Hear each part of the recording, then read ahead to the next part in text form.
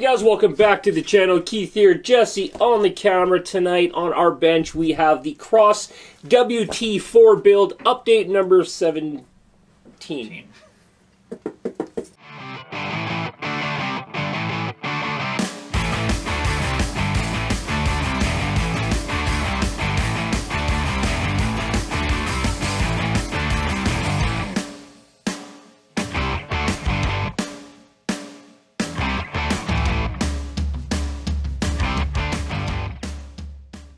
Hey guys, welcome back. Okay, quick update where we are at with this beautiful tow truck build. Now, with the 2 days a week that Jesse and I get between the RC drifting track and the RC crawling track and the building and the family and the works and stuff like that, we've made some pretty good progress on this rig.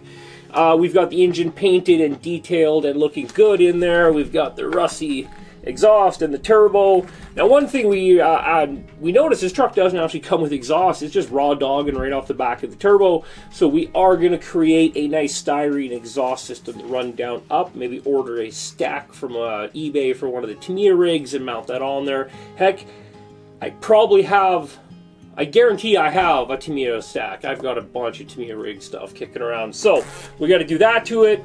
As you guys remember, we've got the Fusion 1200 mounted in there. We are still figuring out a shift servo for it. That is a detent mechanism. The servo just pushes against and has to hold it in second gear. So it needs to be a big enough servo it can take a load of holding constantly under load or not. So that's kind of hard. Servos don't like doing that. It's meant for, if you guys remember earlier video, a mini, not a full size, and unfortunately the floor pan of the truck and everything else that goes around it is cut to fit a mini perfectly. So we're thinking of a Reese, maybe a Micro 99 or something with some power in there to fix that up. Moving on, we decided satin black for the toolboxes underneath, and we're going to do a gloss black door on to mix it up. And we've got the bed done. Now, the bed itself took us probably a good week or two because everything was just routed into it. So we actually had to go in there and clean up all the little grooves and notches that they cut with the routing machine to make it look pretty good. We did that in two-tone satin with gloss black headache rack and sides.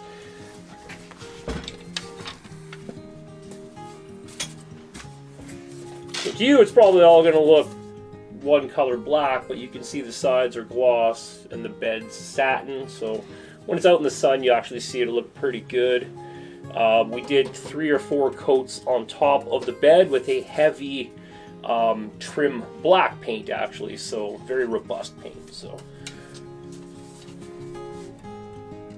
coming together on the truck, looking good. Cat power plant, blacked out rig in the backside.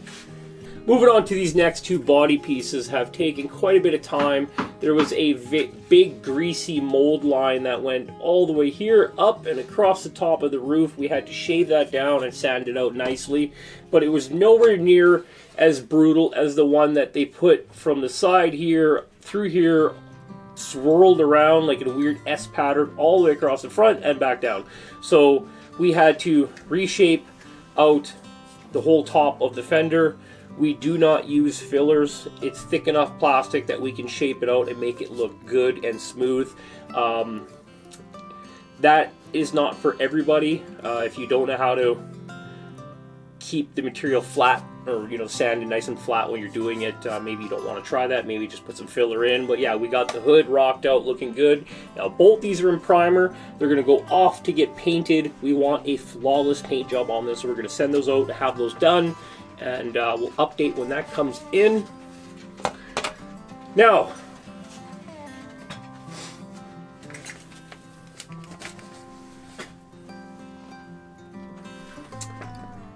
moving on to the next steps, you can see there's quite a bit going on. This is where we start to get into the electronics for it and such like that. So we've got a bunch more painting and assembling and getting ready. We got to put together all these little levers in the boxes. We're going to paint the handle silver, the base is black, paint the knob green, red, or whatever whatever combination I think they use on them. I think they're 3 green and 2 red or something like that. And then moving on there, we've got to paint the light bar lights.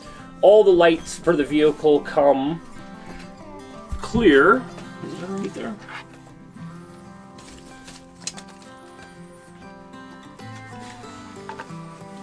Yeah, so all the lights you get come clear, and you need to get yourself some Tamiya clear red, clear orange paint, and go through and paint them all out. And then once that's done, we also recommend clear coating this inside and out with a Tamiya clear coat to give it a really nice, real kind of glass look to it. So we got to do this guy in orange. We got the rest of these guys to do. Actually, 2 of these orange. These guys stay clear. These guys go orange. That will get the rear bumper build. So there's quite a bit left to do. So this video is yet again just another update on this build. I think it's going to be absolutely amazing when it's done. We have a bunch more detailed stuff coming for the engine. We'll show you later on. We're going to hire a good friend of ours.